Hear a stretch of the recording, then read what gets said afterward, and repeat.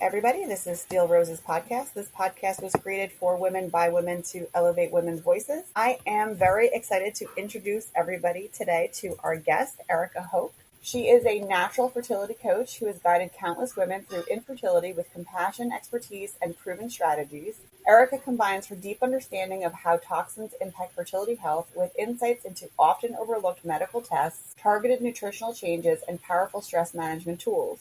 Her holistic fertility coaching focuses on the physical, mental, emotional, and environmental factors that can make all the difference when you're trying to conceive. Whether you want to conceive naturally or improve your IVF success rates, Erica's personalized approach will help you feel informed, empowered, and supported every step of the way. Erica, welcome to the podcast. Thanks for having me. So I know I said a lot, but I wanted the listeners to really understand like where you were coming from. I would love for you to share your story with the listeners, how you ended up with this focus, and then we'll kind of just take it from there. Okay. Yeah. Thanks for having me on, Jenny. Well, I guess the best place to start is the beginning, and that is with my cycles.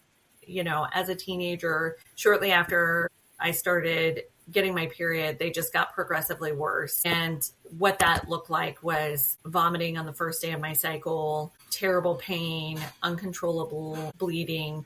And then it just kind of progressed from there for 12 years, 12 years to get my first diagnosis. So that was stage 4 endometriosis. So all in all, I ended up with 7 different, what I say is like infertility or fertility-inhibiting diagnosis. So by the age of 35, I had accumulated most of these. I had gotten married. I knew that I was going to have challenges, right? Like I had a history of all of these problems, but I kind of felt like everybody does that IVF would be my backup plan, right? Like I've got all these things going on, but IVF is going to be my backup plan. And then it wasn't. Then my plan B did not work out. And I was told at the age of 35 that I couldn't do IVF, that I would need donor eggs, and that I had a less than 1% chance of conceiving on my own.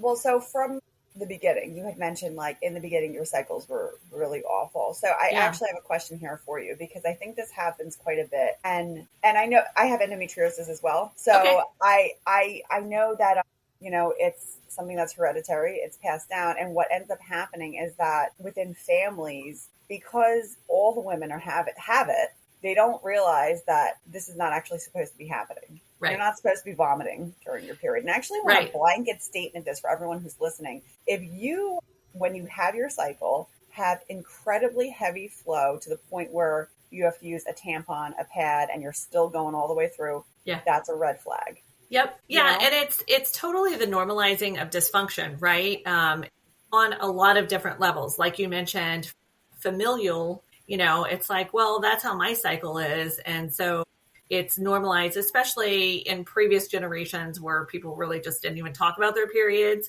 Right. They had nothing to compare it to. At least now we're like having the conversation, but back then they were like, I don't know, I'm not going to ask anybody about that. So it was just normalized. But then also in the medical community, that level of dysfunction and distress in a patient, it does not raise a red flag necessarily. Like no doctor, unless you push for additional testing or you push for an answer, is going to send you for anything. And so in my case, endometriosis, as you probably know, I don't know how long it took you, but 12 years is about the average to get a diagnosis. But the thing that always sticks in my mind is I wanted them so badly to tell me that I had endometriosis without going through surgery. And I want your listeners to understand they cannot do that. They are not allowed to do that. They will not diagnose you without surgery. And so by the time that I got to the point where I'm like, I don't know, do the surgery, I'm like a hot mess over here, I'm like not functional, then it was stage 4. And it's so incredibly frustrating. Now there are blood tests. I will say that, like in the past few years, there are some blood tests that have come up that you can get at least some screening and give you a better idea of whether or not you have endometriosis without having laparoscopic surgery. So the blood test, and I just want to, the reference medical person in me wants to be like, so the blood test that Erica is referring to, it's called the CA-125 test, and it's sometimes used to indicate the possibility of the condition, but they will still like It's definitively inconclusive. say, yeah, like they'll definitively say, the healthcare community will say, like, we really don't know. We have to go inside and look. My diagnosis was by accident. Okay. Because I vaguely remember, my early years of my cycle and it being painful. But again, my mom said, oh yeah, your aunts were like that too. I didn't even realize it until like I was an adult, but my mom had uterine fibroids. She didn't know that that's what it was. So like she had fibroids and endometriosis. Probably, but she didn't know.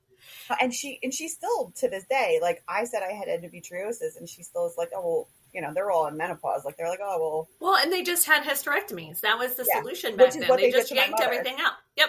They just yanked it out. We can't fix you. You've got this problem. We'll just solve it with surgery. So I think it's really important to mention to your listeners, and I think that I just want to target this point that you're making, is that this familial connection, it's not bad genes that is causing this. It is the fact that this is how your body handles your environment because of a methylation issue, because of whatever. It's not an inevitable thing. It's a response to your food and your environment and your toxins and things like that. You can break that, but you have to do something different than your family and how you were raised. You have to address it differently. You can't just keep doing the same thing, So, in my case, like taking the NSAIDs and stuff was actually making everything so much worse because I have a methylation problem. So that's a long rabbit hole that I don't even know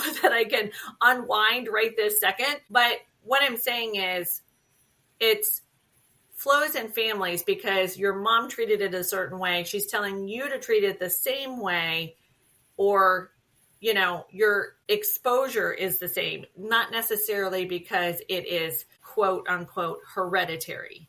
So listeners, outside of the discussion with Erica, I wholeheartedly believe that yes, while they'll say exactly what Erica just said, this is across all disease states. Mm-hmm. And I want to get back to Erica's story, but I want to just make this statement because it's in line with, I think, what she's going to talk about. Across disease states, you will be told this is hereditary. I've been told your family has a history of diabetes, a history of high blood pressure, and a history of heart disease. You're going to get it. It's going to happen. You have to be careful. And I'm a vegetarian. Mm-hmm. I chose to go vegetarian exactly for a lot of what Erica's about to talk about, because of toxins and things that are in our foods that we're not aware of as much and we don't control. And there's pesticides and all kinds of things that are going into our food supply that is affecting us on a cellular level. And because we're being exposed our entire lives to them, it is affecting everything. Now, right. An example really is of young people going through puberty much earlier. Mm-hmm. Well, it's because there's so much hormones being injected into the foods that it is causing young people to get their periods sooner. Like I had to take my kids to the urgent care the other day for ear infections. Mm-hmm. And it was my twin girls. And the doctor was like, have they started menstruating yet? They're 8. I was like, terrifying. What? Yeah. So I want to circle back. So you basically were told like IVF's not going to work for you. Yeah. You knew you had endometriosis, so you're told you have a 1% chance of conceiving. You're mm-hmm. basically saying you're not going to have kids. It's not going to happen by you. Right. What your response in that moment? Now, at this point, you're probably like a research expert because that's what you have to do. You have to advocate for yourself. What did you do at this point? What was your reaction? Well, I think that a couple things happened before I got to that point that my eyes were starting to be opened, and I don't want to skip over that. So like I said, I had 7 diagnoses. So endometriosis was just one of them. I also had uterine fibroids, which you mentioned you had also. So it took me 2 failed laparoscopic surgeries. And what I mean by failed is they did laparoscopy. They went in, they said, we don't see any fibroids that we could remove. At that point, I had to advocate with my OBGYN and my reproductive endocrinologist to do a 3rd different type of surgery so that I could get some relief. Pregnancy was secondary to that because I was having such uncontrollable pain and flow that I needed to address that for my own health, aside from pregnancy. But nobody was coming to me and saying, well, we didn't find this and you still are symptomatic for that, so let's do this. No, I had to be like, there's something else. You've got to be able to do something else for me. What can we do next? And didn't come easy, right? And so that was an eye opener for me, because when they did that surgery for the fibroids, they did a saline infused laparoscopy where they fill your uterus with saline. And what happened with my particular fibroids is that they were kind of embedded in the uterine wall. So they float out instead of retract, without going into a lot more detail. Yeah. And so they took so many fibroids out, it looked like a handful of aquarium gravel. So at that point, I was like, wow, what if I didn't push? No one was there telling me this is something that you can do. I had to push. So when I got to the point where they told me, listen, you're hyperovulating, because I want to flush this out a little bit too. You're hyperovulating, and we can't stimulate you for an egg retrieval. And oh, by the way, you have diminished ovarian reserves and you don't have enough eggs for us to do a retrieval anyway.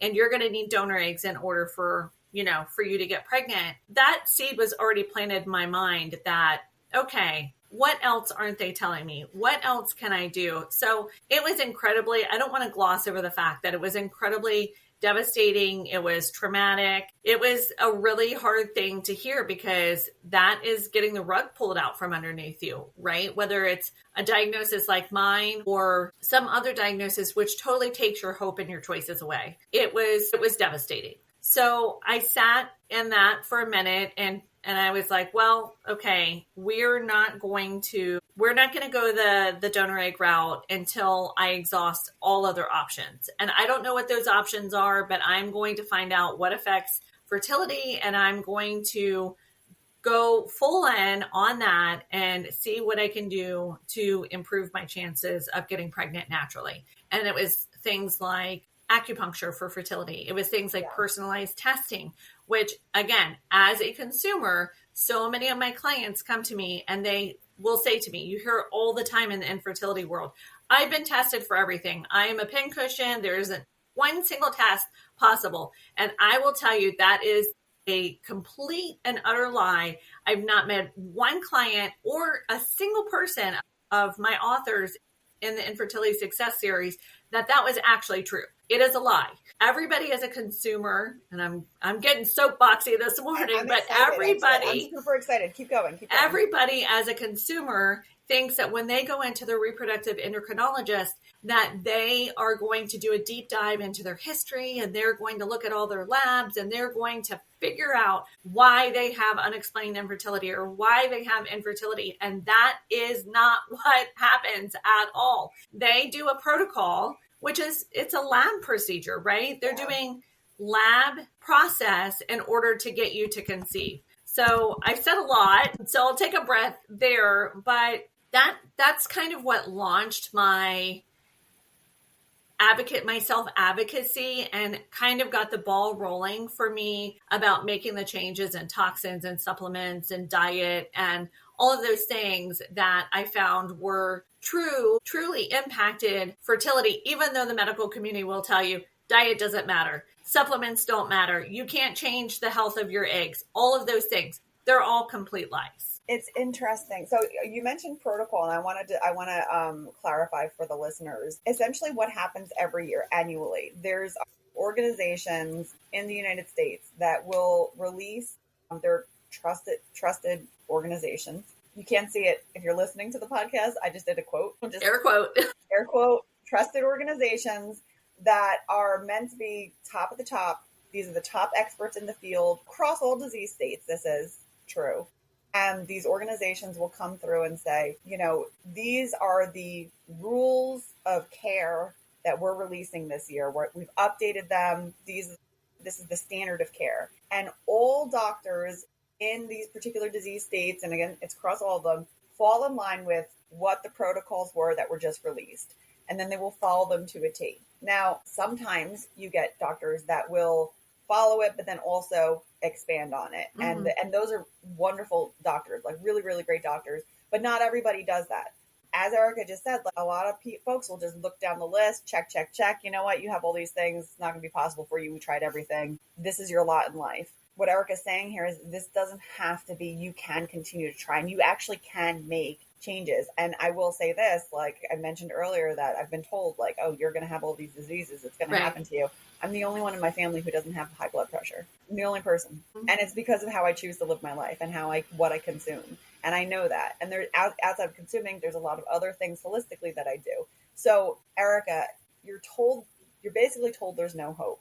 You have to advocate for yourself. So you started to go down this rabbit hole of research. Now, when you were going through this, and I want to highlight this, how often by medical professionals were you told, like, this isn't real, this doesn't make sense what you're saying, or you got pushback, or they were telling you, like, well, I'm the physician here. There's a lot of women that are intimidated, and even myself included. I get intimidated by the doctors too, even though I know what I'm talking about. Yeah. They throw things out there and I'm like, well, my family very much is like, oh, well, that's the medical professional. We have to do what they say. They said it. And that's not necessarily the case. And I think that's what you found here. Like you were able to do more for yourself. Yeah. So a lot of tabs open in my head right now. So I guess what I want to start off by saying is if you don't fix these foundational things, nothing that you do is going to be as successful as it could be. I'm not anti-medicine. I consider what I do as a bridge between holistic care and the medical community, because here is the breakdown.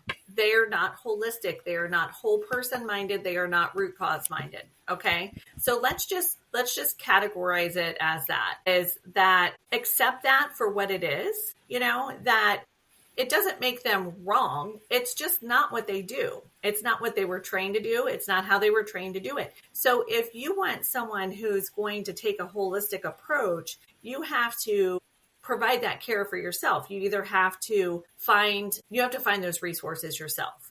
So whether it's, like you mentioned, whether it's infertility or whether it's another, hereditary disease. So I've kind of lost my train of thought.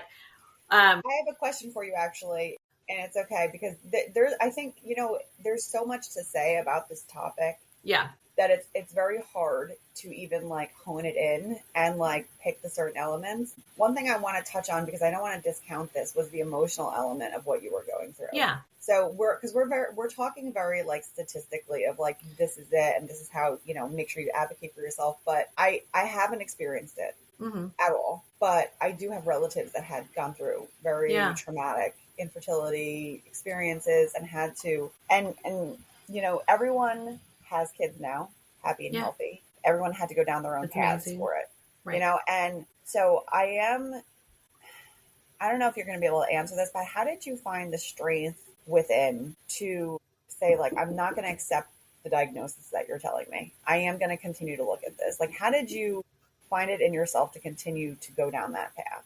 I would say I found it outside of myself, because in my own strength, I would have felt I relied heavily on my faith. As a matter of fact, I'm looking here at a sticker that I used to say to myself, like a little verse from the Bible that I used to say to myself, which is count it all as joy. And what that means to me and what that meant to me is that this is for a purpose. And the purpose is that I would be a much sicker mother. Maybe I would have never been a mother, but I would be a sicker mother if I had managed to get pregnant on my own without making these changes. I don't think that I would have. And also generationally, which circles us way back to the beginning of the conversation, I am now able to help my kids and say to them, hey, you can't live your life like this because, this is the health pattern that we need to put into place so that you will be healthy. I'm going to circle back to the first question that we were talking about, which is self-advocacy and then also emotional support. How do you go about self-advocacy in the medical community? I think that you just have to know intuitively that you live in your body, you're the expert in your body. So even if they have a degree and a white coat, nobody knows your body like yourself. You don't need to Google that, right? Mm-hmm. So just standing up for yourself and not letting someone dismiss your symptoms, dismiss how you're feeling, that can just be the first step. It is something that I coach my clients through all the time, is having those conversations and why it's important to have that self-belief. But let's just say if I was giving a tip of the day in that area, that is what I would say to start with, because you can't be intimidated or talked down to about, your Google research or whatever, when you're talking about your symptoms, how you feel, and things like that. Just honor yourself and honor what's going on in your body and approach it from that direction. If somebody takes offense of that, maybe you do need another doctor. But the emotional part is something that is so important. The emotional key is not just emotional, because if you can't cope, you can't continue. That's just flat out the bottom line.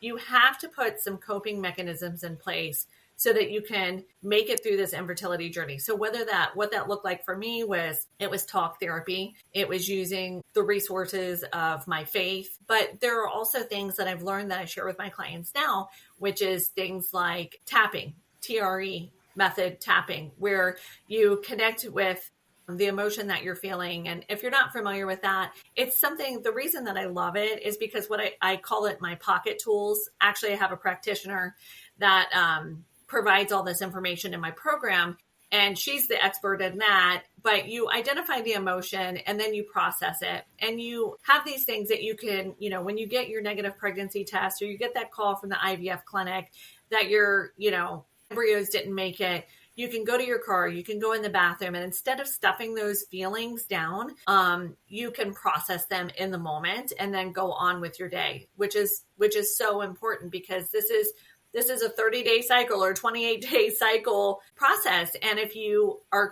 constantly stuffing your emotions down, then once you do get pregnant, once you do bring that baby home, once you do take the pressure off, release that pressure off the valve, so to speak, then a whole lot of stuff is going to come out, and it's not going to be pretty. So we don't want that to happen. I want to highlight what you're talking about here, because this is a personal practice and something I'm teaching my kids. Like you said, now that I know what I know, yeah, I started teaching these guys since they've been little, how to process their emotions. What I don't think a lot of people realize, and maybe they just think it's dumb, for lack of a better word, is when you don't acknowledge emotionally what you're going through, you don't acknowledge the feeling, and you, like Erica said, stuff it back in, that actually continues to eat away at you. And energetically, your vibrational energy, and I'm going to get a little it's going to sound woo-woo, but before you even go there, this is all rooted in science. Thank you. I was going to say that next. It's all physiological rooted. So you're probably going to talk about the frequency and the energy part of it, but this is all converts into cortisol levels and hormone levels and your body's ability to process that. And what Eric is talking about, there is actual scientific research and data. This is not total BS. And I will say, and let me just make this statement. Mm-hmm. I work in science. I work in research. I work with pharmaceutical companies. That is what I do for a living. So I am very much, even though Erica mentioned a blood test earlier, I went right away to look it up to make sure I had a good reference. I am a reference person. If there is not something to back it up, then I'm going to be like, all right, I can't really take this at its word. What we're talking about here is actual backed up by science, but it's just science that's not promoted out there because they don't want to take away the monies, right? So this is all real legitimate stuff. Now, outside of the, your energy level, which I know some people can't, it's hard for a lot of folks to wrap their head around that. Your vibrational energy is incredibly important to your whole well-being. Mm-hmm. So that's one thing, making sure that you're maintaining your emotional energy and not, having any toxic energy in you. Physically, I'm curious, did you shift your diet and what you were consuming in this point? Absolutely. Yeah. And the literal translation of what you're talking about and what I'm talking about is inflammation. That's the literal translation in your body. Mm-hmm. So yeah, I made diet changes. If you had asked me at the time, I would have been like, oh, I eat salads. I'm healthy, but I was really eating a standard American diet and not a lot of organics. Which meant, that I was consuming a lot of pesticide, a lot of hormones in the meats and things like that. And so making those changes, because I didn't know at the time that I had a methylation problem. I'm not going to do a deep dive into this, but I had MTHFR, which I didn't really even learn until after I had given birth to all of my kids. But all of the things that I was doing in order to help my body was basically linked to that. So removing the toxins, changing and improving my diet, but then also the acupuncture contributes to all that too, at a cellular level, at an organ level. And so all those things that I put in place to support myself were because of that methylation problem, which I was told up to 80% of the population is a carrier of at least one of the geneticists told us that. So I wouldn't be surprised. Yeah. I had one of my sister-in-laws. She went through just the hoops she had to jump through to conceive, and then my niece ended up being born. I think she was about 2 months earlier. So she was, Oh, wow. she's healthy, happy now, but it was very scary in that moment. She didn't find my sister-in-law didn't find out until later on that she had a gene mutation, incredibly rare, that caused infertility. So her daughter, quite literally, because she didn't know about this, her daughter quite literally is a miracle. Yeah. It's a miracle that she's even here, because based on her medical state, based on science, she should have never conceived. Right. But I will say this, she didn't go through traditional medical. She went through holistic and homeopathic. And that's how she was able to conceive. Yeah. It took a lot. It took her years to be able to get there, but she was eventually able to do it. There's so many things to touch on. So I'm trying to make sure I'm grabbing everything for the listeners. Yeah. So we talked about, you get this 1% basically diagnosis, it's not going to happen for you.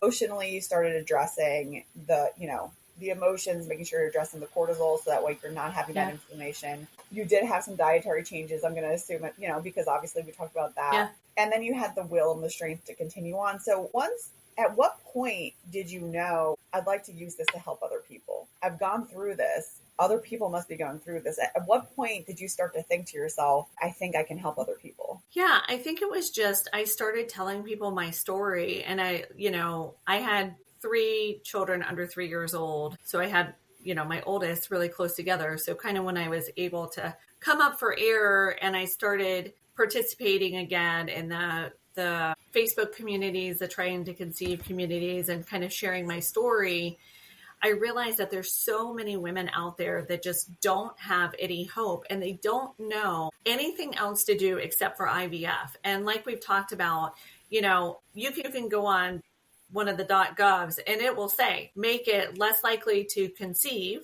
Hormone and endocrine disruptors make it less likely to conceive naturally and make it harder for your IVF to work. Like, that's on the .gov. They know that that's out there, but nobody is telling these women. And there's a woman out there, and I often say when I do podcasts, I'm really talking to that one woman out there who can't do IVF. Maybe she can't afford IVF. Let's be real about that. Yeah, I was going to say. And she just feels devastated because nobody's talking about what else you can do, how you can actually help yourself a lot to be successful and conceive naturally outside of IVF. So I really do this as a mission to help that one person, that one woman who just feels utterly hopeless, like there is nothing that she can do outside of reproductive medicine to get pregnant. I've thought about that quite a bit, because IVF is not that, it's not covered by insurance, right? Like, this is not something that's sometimes. It's so much to go through, and then to be trying to continue to bang on that wall when it's truly is a wall. There are people that are mortgaging their house. There are people that once they do get pregnant and conceive, they have 6 figures worth of bills that they can't, they have very little maternity leave. Now they have kids, but now they have the expenses of childcare. They can't quit their job. It's really a mess, and it is getting better. The insurance companies are covering, more procedures. There is more help out there than when I was going through it, but there is a huge gap where there's not accessibility and care to a huge number of people. And so they just feel hopeless, and they've been told nothing that you do is going to change anything. And let me just zero in on that for a second, because I see this all the time too, is that people really don't give it long enough, like dietary changes, supplements, and things like that. And I know why. That is because they're not sure that it's working. So if you love coffee and you watch a reel of somebody saying you should give up coffee, and you don't really understand why you should give up coffee to get pregnant, you're not going to last very long, because you are now not getting pregnant, and that thing that is a comfort to you is now gone. And so it's this vicious cycle of shame and failure and frustration and not knowing what to do. And that's kind of where I step in and I say, hey, just like you, here's all the research about leaky gut and microtoxins and mold in coffee. And, I'm not telling you can't have coffee, but maybe we should just adjust when you have your coffee. Let's put these things in place instead, things like that. And so I think it's just an incredibly frustrating process for women who are not getting support from a coach and knowing exactly what they're doing is effective. It's a lot it's like a full-time job. And I've actually talked with my sister-in-law about this, that when she went through it, we weren't as close. And then post, like she started the process again. I sit there, she was telling me like the things she had to do and the appointments and going all these places. And I was like, I could never. Yeah. I couldn't. I was actually just telling you right before we hopped on to record that I'm not signing my kids up for activities this year because I'm like, I can't do it. Like, I can't imagine doing that. And I'll even say this, like, even like for my current health issues, like, I have endometriosis that never technically doesn't, right? Wait, hold on. You're going to like this. Technically never goes away. They tell you there's nothing you can do. You have to have a hysterectomy. That's what I was told last. Yep. I was having incredible pain last year. Mm-hmm. And they were like, hysterectomy sounds like it's going to be right for you. You're done having kids anyway. And I was freaked out because I'm like, I work in this space. I know it's okay. Like, the impact is. I was scared. Like, to be perfectly frank, I was scared. So I didn't. At the time, I couldn't afford it because of the agency I was with. The insurance was really awful, and I didn't have enough time off to cover all the stuff. Right. Well, you'll appreciate this. This is actually a little bit funny. I have that in the back of my mind. I have this endometriosis situation. And then I also, I'm in my early 40s, so I'm going through perimenopause at the same time. And I'm like, I'm feeling sluggish. I feel like crap. I also find out at the same time that I'm anemic. So I'm trying to like figure all these things out. And I started doing research on, as we just said, got to advocate for yourself. Yep. So I started doing research on supplements. Like, what can I do here? So iron, obviously I'm taking iron supplements. Like, I have to do that. And I think, that's part and parcel because I'm vegetarian. Like, I need to balance myself. So then for the perimenopause, I'm like, I had read magnesium glycinate. Like, this is what you need, Jen. You're probably deficient. Start taking that. So I started taking it. And then like 3 months later or so, I noticed my cycles are not as painful. And I was like, well, that's kind of odd. Like, all of a sudden my endometriosis is not bothering me anymore. Like, I wonder what happened here. Well, then I looked it up. Magnesium glycinate is incredibly helpful if you have endometriosis. And I had no idea. And now I'm like super excited. I just recommended it to somebody. I'm like, this is amazing. So the reason I'm telling that little story there is because you have to really push it yourself. Like, and you might stumble upon something and then it just works for you. Everyone's case is also different. So I want to say that too. Yeah, absolutely. I flashed Erica's website. I'm going to push it again because I would like you guys to visit her website, because if you reach out to her and you start engaging with Erica, one of the first things is like, everyone's story is different. Everyone's journey is different. Like what she said earlier, the doctors are not deep diving into the personal, the whole history. They only have, and I'm going to share this because I don't think everybody is aware of this, physicians usually only have an allotted amount of time that they're allowed to spend per patient, per insurance regulations. Not a lot of people are aware of that. And they're like, why does my doctor run out of the room? I only get a couple minutes with him. That's actually why. You're only given 10-minute time slots. So they race in and out. So it's really going to be a lot more discussion. And this is where Erica comes in. Yeah. Like, let's pull the threads. What is your story? And how are we going to make something that's customized for you that is going to support you in this journey? And Eric, I talked for you there a bunch, but that's what I was thinking the entire time you were talking. Yeah. Well, and I want to talk about protocol if you don't mind, because there was like, I want to kind of circle back to that. But the way that it kind of works is I want to make sure that I can help you. I don't want to waste anybody's time. So I do a 15-minute call. I make sure that I can help you, ask you a few questions, and then I send out a form. And it's a pretty extensive form of 30 questions about your testing, about your diet and lifestyle changes, and about basically the gaps that I can see, to point you to a next step, whether that's additional testing or what have you. And that's all completely free. And then it's what systems can we put in place to support you? And that's where the program comes in. So it's like a 3-month egg rehab program is what I call it. It's the Nurture Path Fertility Incubator. So that is going to walk you through and handhold you step by step. It's just short little videos because everyone's super busy, of how to make and have those diet and lifestyle changes and the why behind it. And it tracks with you with your cycle. Because there's a huge emotional component. So we address that during your menstrual cycle when you're upset, angry, frustrated because now you've gotten your period again, you're not pregnant again.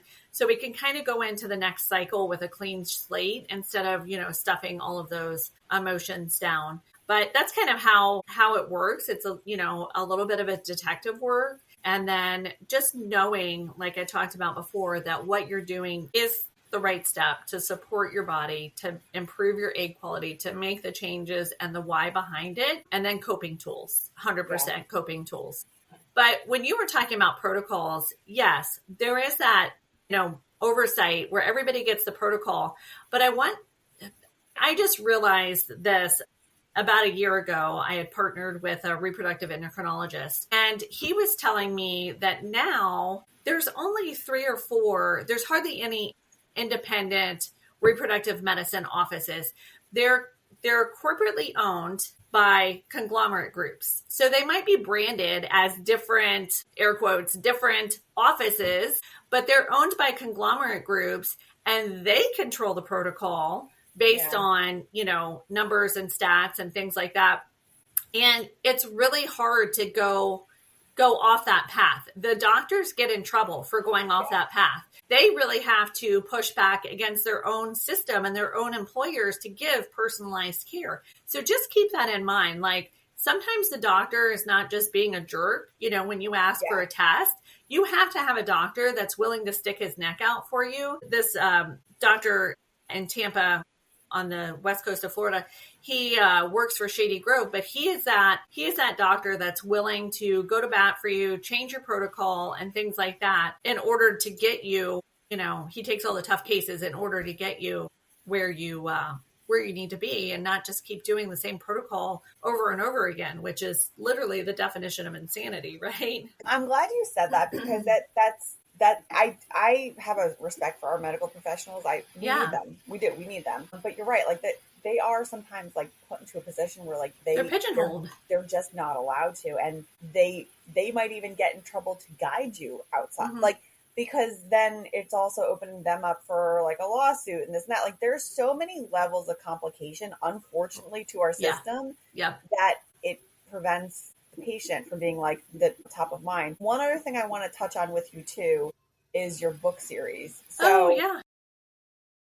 Erica has a book series. So if you're not quite ready to reach out directly and if you're nervous about it, Erica actually has a really wonderful book series available on Amazon. I have the link up now and I'll push it again.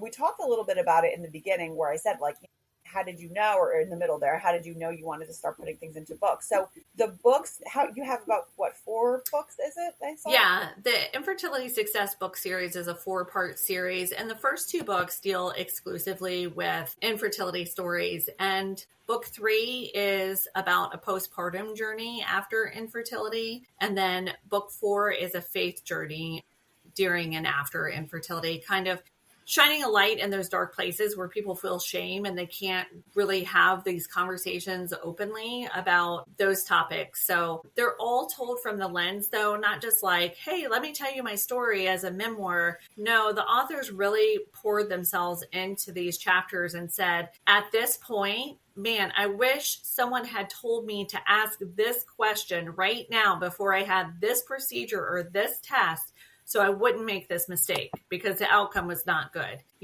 There were people that did all the stories.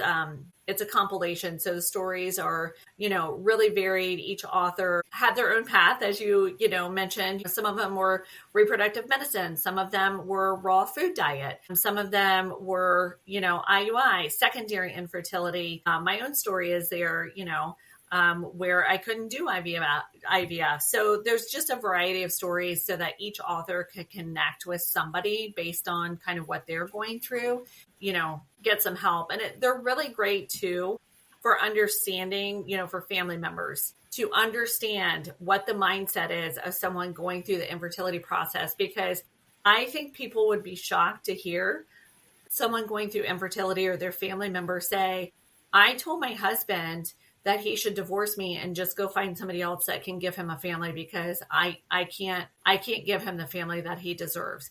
That's the level of deep despair and shame that these women vulnerably share their stories. And I just think that it's a really great way for people to understand, what somebody in their family might be going through. That's a good segue. I have one final question for you. Yeah. As somebody who hasn't had to experience this, mm-hmm. What is it that someone from the outside can do or say when they know they have a family member or a friend who's struggling with infertility? Because this is an area where there is a tremendous amount of shame. And I think because we also don't know how to react, that's part of the problem. And I want to ask the question, what could I say or what could I do to just say, like, I'm here for you. I don't understand what you're going through. And what is it that somebody on the outside looking in could do? Yeah. Instead of, trying to figure out the right thing to say, I would just offer your support. Hey, I know that you have a procedure coming up. Is there anything that I can do to support you? Can I bring you a meal that night? Can I drive you to the office?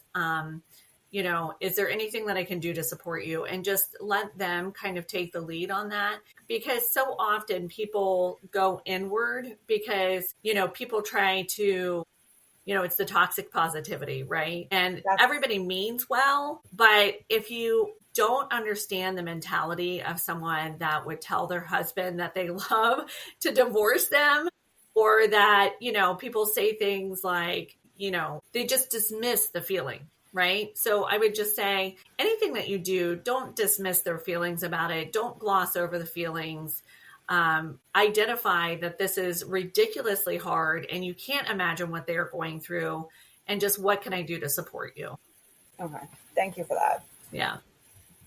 Listeners, I'm going to include links to Erica's books and to her website in the description. And then if you're listening to this on podcasts, you can watch the full interview on YouTube. It'll be featured there as well with all of Erica's links. Erica, thank you so much for joining me today and to sharing your story and for what you're doing to help women. It's a huge, huge thing. So thank you for what you're doing. Yeah, thank you for being available for me to get my message out. I hope that there are some women out there listening that this was exactly what they needed today. I hope so too. So listeners, reach out to Erica if you're looking for support. Thank you so much for being here with us today. And we will catch you on the next one. Take care.